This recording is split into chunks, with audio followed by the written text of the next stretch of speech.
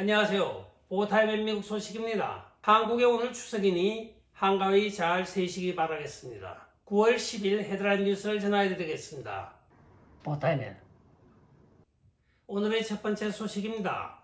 뉴욕 주지사 캐티 오첼이 뉴욕주에서 소아마비 비상사태를 선언하고 있습니다. 나소 카운티에서 검출이 되는 이 소아마비 바이러스는 바로 폐수 처리장에서 발견되었다고 발표를 하고 있습니다. 나소 카운티에는 미국의 부촌의 상징인 롱아일랜드가 그게 소속이 되어 있습니다. 일반적으로 소아마비가 아프리카나 제3국의 가난한 아이들에게 발병한다고 일전에 제가 보도하여 드린 바가 있습니다. 그러나 지금 세계 최고 부자들만 산다고 하는 뉴욕 롱아일랜드 부근에서 발견되었다고 하는 것이 상당히 충격을 던져주고 있습니다. 결과적으로는 이 바이러스는 바로 엔지니어링 된 것이 아닌가 하는 합리적인 의심을 해볼 수밖에 없기 때문입니다. 이 소아마비 백신은 6개월 된 유아부터 6살 아동까지 해당이 된다고 하며 CDC 발표에 따르면 백신을 접종하였을 시에는 99 내지 100%의 면역력을 갖게 된다고 합니다. 한편 미국에서는 1979년도에 소아마비 박멸을 공식적으로 발표한 바가 있습니다.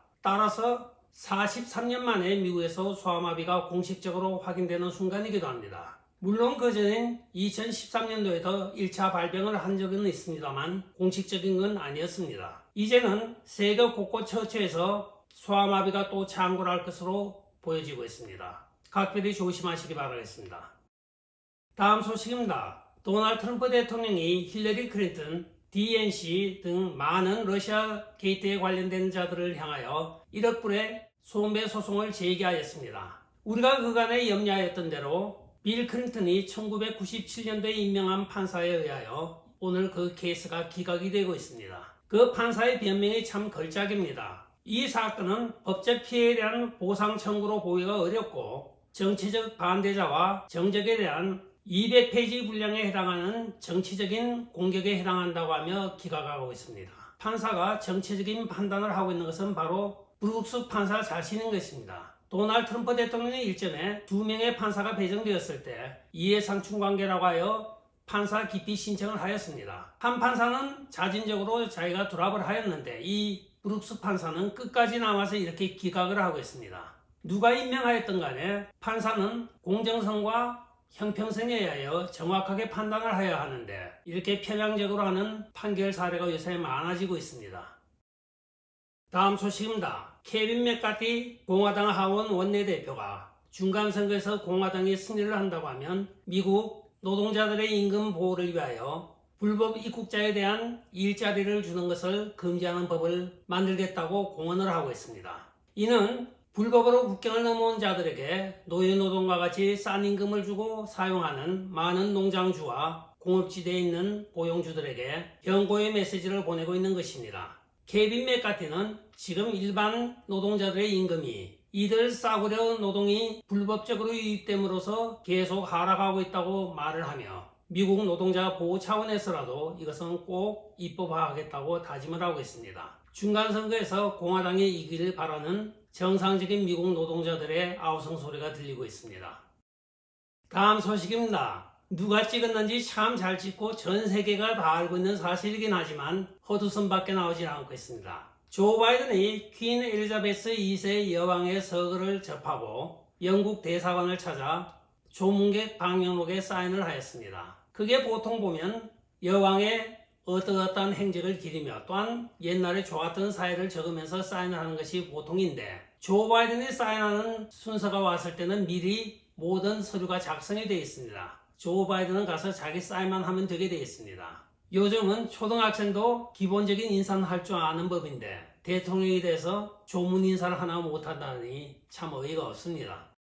다음 소식입니다. 켄 팩스턴 텍사스주 법무부 장관이 지금 선거 부정에 대하여 그 혐의자들을 구속하고 수사하는 데 굉장한 애로를 겪고 있다고 오늘 발표를 하고 있습니다. 그것은 지방검사들이 소로스 키즈 출신이 워낙 많다 보니 자기들이 기소 독점권을 갖고 있다고 하며 기소를 하지 않고 있다고 합니다. 따라서 법무부 장관이 압박을 하게 되면 정치적인 개입이 되기 때문에 검사 독립성에 의하여 그들에게 판단에 맡기고 있으나 이들은 꼼짝을 하지 않고 기소를 하지 않고 있다고 합니다. 2년이 지나도 지금 제대로 된 기소가 올라오지 않고 있는 답답한 심정에 켄 팩스톤이 소로스에 대한 비난 성명을 오늘 팍스뉴스와의 대담에서 토로하고 있는 것입니다.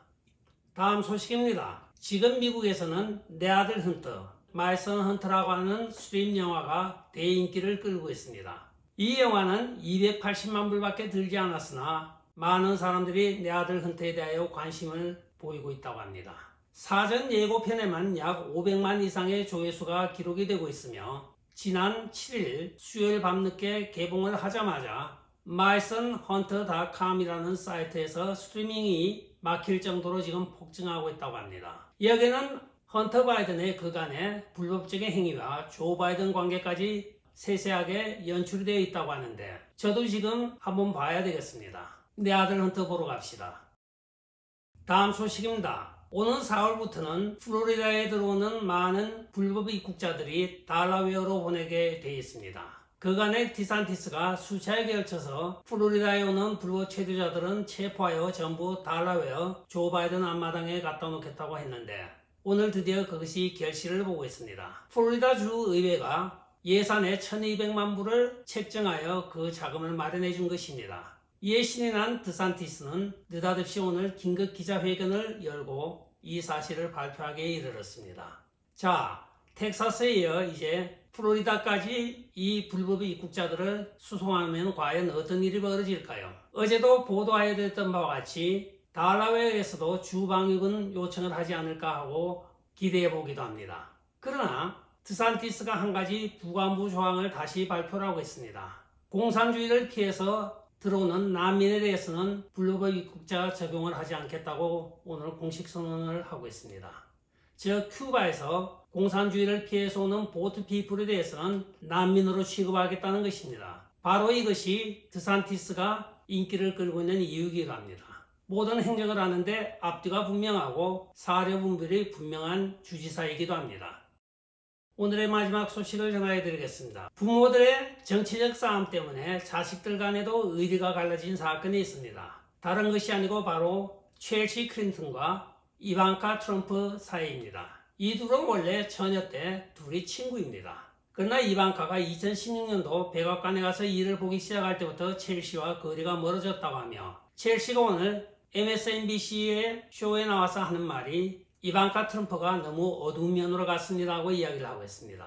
자, 과연 누가 어두운 면으로 갔는지 그거는 객관성을 가진 사람들이 판단해야지 자기 주관으로 판단하는 것은 아닌 것 같습니다. 제가 볼 때는 첼시 클린턴이 오히려 어두운 면으로 많이 갔습니다. 하여간 이들의 우정이 갈라져 지금 6년째 서로가 연락도 없이 지낸다고 하면서 서로에 대하여 섭섭한 감정을 나타내고 있다고 합니다. 끝까지 시청해 주셔서 감사합니다. 좋아요, 구독, 알림, 그리고 공유 부탁드리고 댓글 많이 부탁드리겠습니다. 안녕히 계십시오. 바이.